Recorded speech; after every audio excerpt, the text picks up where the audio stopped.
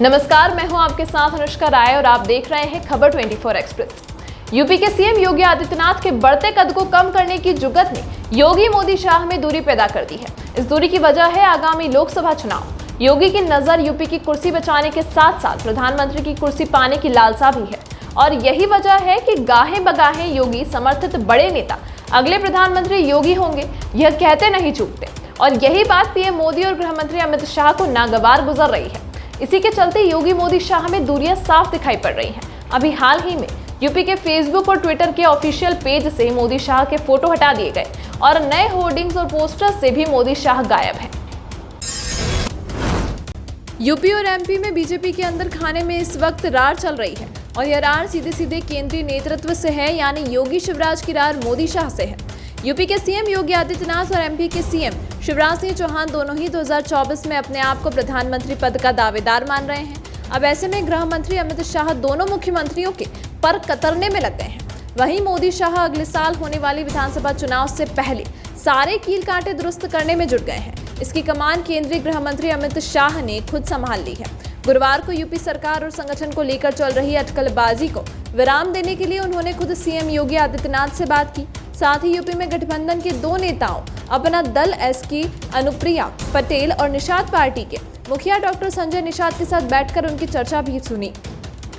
सूत्रों का कहना है कि दिल्ली में चल रही पूरी कवायद के बाद यह तय हो गया है कि यूपी में जल्द मंत्रिमंडल विस्तार होगा और आयोग निगमों में खाली पद भरे जाएंगे।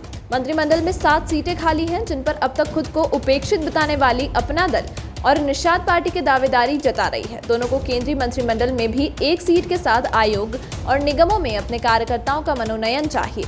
बड़े 3 आयोगों के नामों को लेकर चर्चा भी हो चुकी है। वहीं मंत्रिमंडल में गठबंधन के दावेदारों के साथ कांग्रेस से बीजेपी में आए जितिन प्रसाद और एमएलसी के एके शर्मा के नाम भी शामिल हैं।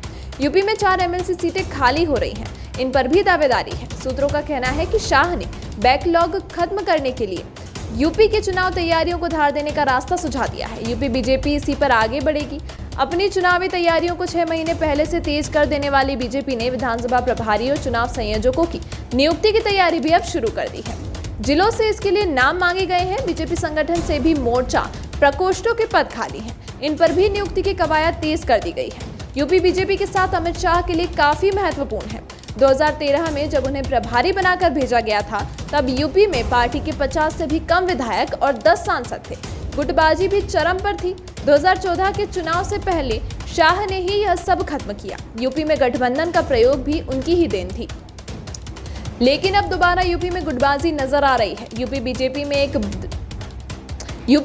में एक धड़ा सीएम योगी आदित्यनाथ की तरफ है तो बाउट थोड़ा सा गृह मंत्री अमित शाह की तरफ। यही नहीं, खुद आरएसएस भी सीएम योगी पर अपना दांव खेल रही है, जो अमित शाह और पीएम मोदी के लिए सबसे ज्यादा चिंता का विषय बन गया है।